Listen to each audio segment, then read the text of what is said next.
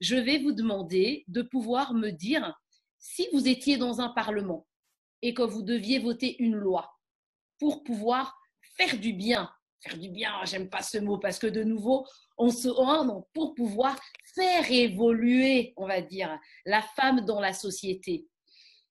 Vous penseriez à quoi? Ou vous pensez qu'il y a quelque chose, où se trouvent les failles, une faille que vous aimeriez vous combler? Le champ est libre, je vous laisse être créative. Bon, moi, je vais me lancer.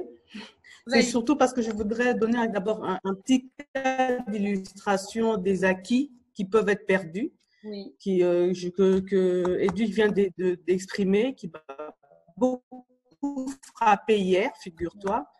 J'ai reçu une amie qui est, elle, c'est vraiment une activiste. Hein. Moi, je soutiens encore, je suis pas une activiste du tout. Elle, c'est vraiment une activiste. Et elle me disait, je viens de la Cour constitutionnelle. Je dis, ah bon, pourquoi?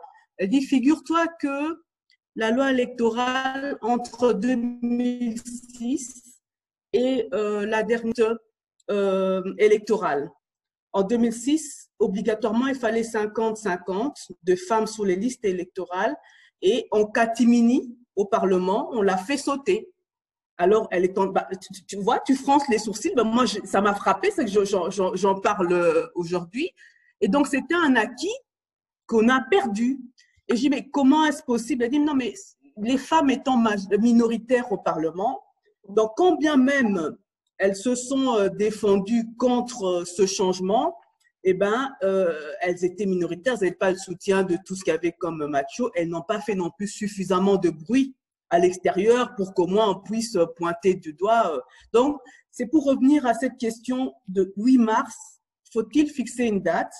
Je pense que cette date, elle est capitale parce que ça permet effectivement à chaque fois de relancer le débat et de ne pas oublier qu'il y a effectivement un combat à mener. Donc, c'était pour la parenthèse. Alors, si on devrait voter une loi au Parlement, ça, c'est une question quand même vache parce que il y a à faire. Il y a à faire. Moi, j'en voterais une, je ferais voter une. En tout cas, ce serait sanctionner les parents qui n'envoient pas les filles à l'école. Parce qu'on se rend compte dans l'accompagnement, on ne peut pas parler d'autonomisation économique des femmes si on n'a pas l'autonomisation intellectuelle. Pour moi, la base, c'est l'éducation.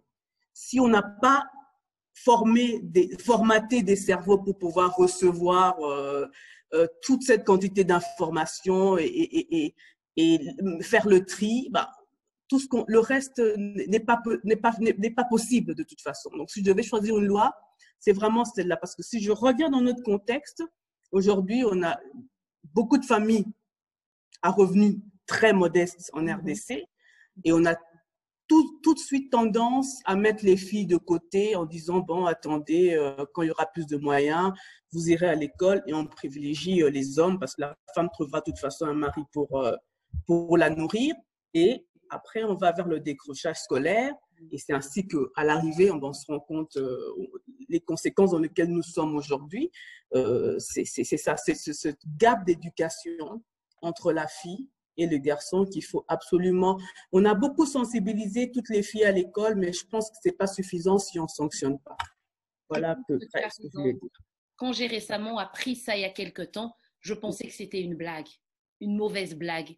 Et on m'a dit, c'est vrai, j'ai été choquée et révoltée. Donc, je pense que si tu proposais ça, je te donnerais ma voix et je voterais si j'étais aussi parlementaire.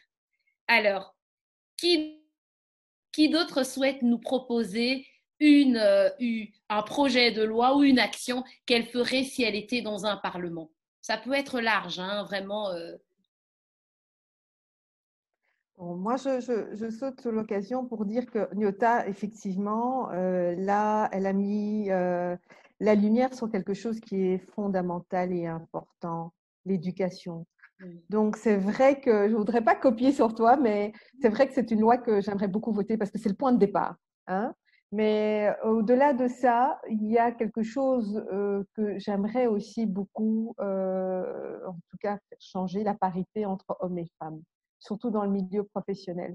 Malheureusement, on se rend compte, et je suis bien placée pour le dire, que souvent, dans beaucoup de sociétés de la place, les femmes sont malheureusement encore en minorité dans des postes de haute responsabilité. Et ça, c'est dommage.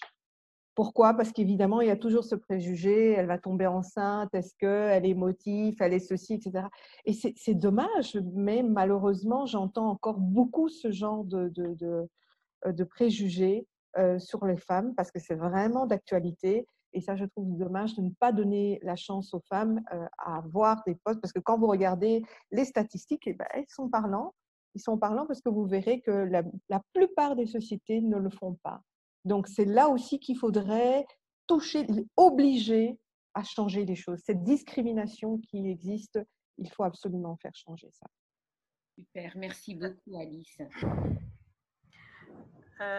Alexandra, Oui. je pense que la loi de Joël, elle est très capitale parce que moi, par exemple, je viens d'une famille où il y a plus de femmes que d'hommes. Et les femmes, on est obligé de mettre des bouchées doubles que les hommes. Hormis le fait, comme on dit, on doit être jolie, mais aussi on doit plus travailler que les hommes. Oui. Et on se bat plus que parce qu'on dit que les hommes sont intelligents. Et nous, les femmes, on doit se battre, on doit foncer, foncer, foncer. On doit toujours être première parce qu'on veut vraiment atteindre cela. Donc, c'est une loi qui, pour moi, fera découler beaucoup de processus. Et aussi par rapport à celle de Joël, à celle de Alice, c'est que moi, j'ai ma petite sœur qui travaille dans une entreprise de la place et son amie est tombée enceinte, mais elle ne pouvait pas le dire à son employeur parce que dès que quelqu'un tombe enceinte, elle est virée. Et elle est restée, elle est tombée malade, elle a dû vivre sa grossesse pendant des mois pour essayer de maximiser sur son revenu. Et quand elle ne pouvait plus le cacher, c'est en ce moment-là que, bon, elle a dû partir. Et c'est comme ça. Quand je lui demande mais pourquoi elle a fait ça, elle dit c'est comme ça. Et ma petite sœur est venue remplacer une autre femme qui était tombée enceinte. Elle dit j'ai remplacé une femme qui était enceinte aussi. Quand tu es enceinte, tu ne pars pas en congé de maternité, ton contrat est résilié. Je dis mais l'inspection du travail, le ministère de l'emploi et tout ça, ils font quoi dans tout ça? Parce que je ne me retrouvais pas dedans. Tu vois, donc moi, je partirais aussi sur le point de Alice en disant surtout sanctionner ces inégalités qui sont tellement, tellement macho, elles sont voilà, discriminatoires. Voilà. Parce qu'une femme, elle est censée porter la vie, elle est censée apporter la maternité.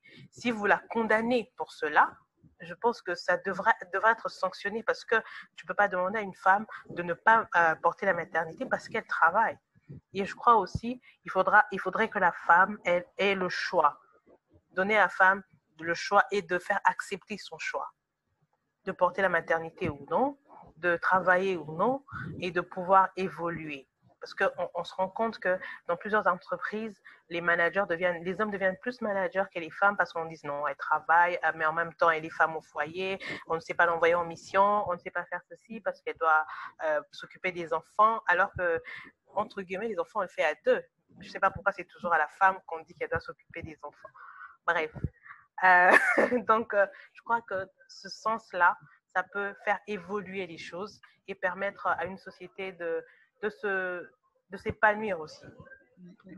Merci beaucoup, Gracia. Edwige. Je vais rebondir. Bon, comme Gracia a créé un précédent, elle a voté 2 lois. Moi aussi, je vais voter 2 lois.